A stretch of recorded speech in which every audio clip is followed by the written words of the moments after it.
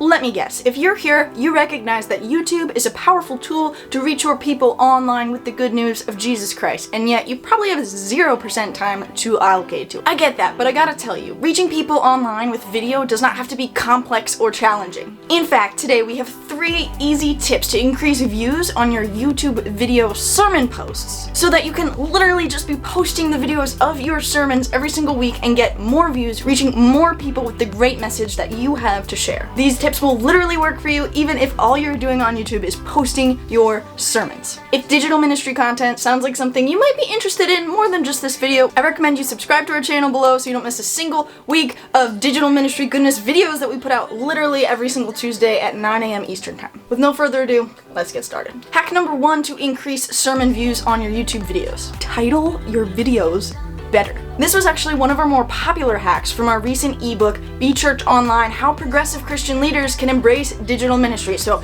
check that out in our description below. It's on both Amazon, Kindle, and on our website. The concept is simple. People need to actually be convinced to watch your videos. One of the main ways that popular YouTubers use to convince people that their content is worth viewing is by titling their videos well. So church leader, you need to do the same. You need to title your videos better. What does this mean? It means people are not gonna want to watch your sermon videos if it's titled like April 1st sermon, or even like 3rd Sunday of Easter message. Like, what is that even? Who knows when that was, or if I was in church that day, or whether or not the content is interesting to me. I have no idea. It's not very clickable. Instead, try titling your videos with something related to the message itself. The most important thing that Paul teaches us. Who was Elijah anyway? Does Jesus want us to be happy? Those things sound interesting. Yes, you are kind of trying to make your title a little clickbaity, but that's just because you want human beings who respond well to clickbaity things to view your content. People are kind of used to this on YouTube anyway, and they'd probably rather know what they're gonna be watching than just trying to guess. This simple change alone is going to drastically increase your sermon views. But that's not all we have. Hack number 2,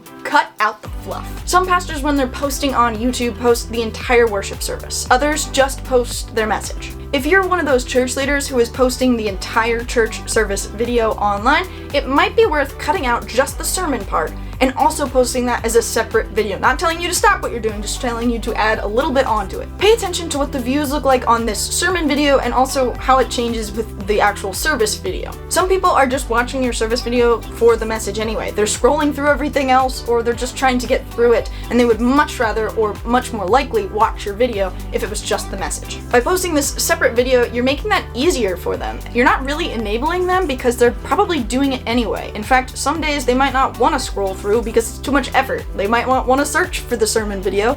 Instead, you're literally adding to the amount of people that will watch it. The people that watch the whole service will probably still watch the whole service because they like that. The people that have been scrolling or have wanted to scroll but it's just too much effort, they might actually get a sermon out of it. And whether or not you are posting only the sermon or the entire service, consider how your videos start and end. Please, this is where cutting out the fluff comes in. Do you have an extra 60 seconds at the start of your video where you're like walking up to the pulpit every week? Or maybe even worse, an extra 10 minutes while you just hit record and then service kind of like slowly started but nothing's really happening until 10 minutes in? If so, it is worth the time and energy to figure out how to cut that out before posting your video. People decide very quickly whether or not they're going to continue watching your video, and so if you have 60 seconds or 10 minutes of fluff at the beginning of it, people probably are turning away from your videos before they even get to the good stuff.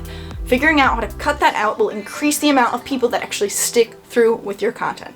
Alright, YouTube video hack number 3 coming at you. Spread the word. You might think that everybody already knows that your church has a YouTube channel, but how often do you actually talk about that? How often are you posting on your church social media pages about your recent video, or even your past videos that are relevant to something happening that day? Or even not relevant, you just thought it was a good video, or got a lot of good review, or good traction, or whatever, you just want to share it again. That's fine too. Does your YouTube channel link live in your email signature, for your personal email, for your church email? Is your YouTube channel link in your church newsletter, or church bio, or church email blast? Does it live on your website? Oftentimes when church leaders are spending hours and hours and hours on their online presence, they don't realize that other people are not spending hours and hours and hours on the church online presence, and so other people forget about it. Whereas the church leader thinks everybody knows about it. Oh yeah, I spent so much time on it. No, you need to remind your people over and over and over again. Spread the word about your YouTube channel, your sermon views are going to increase.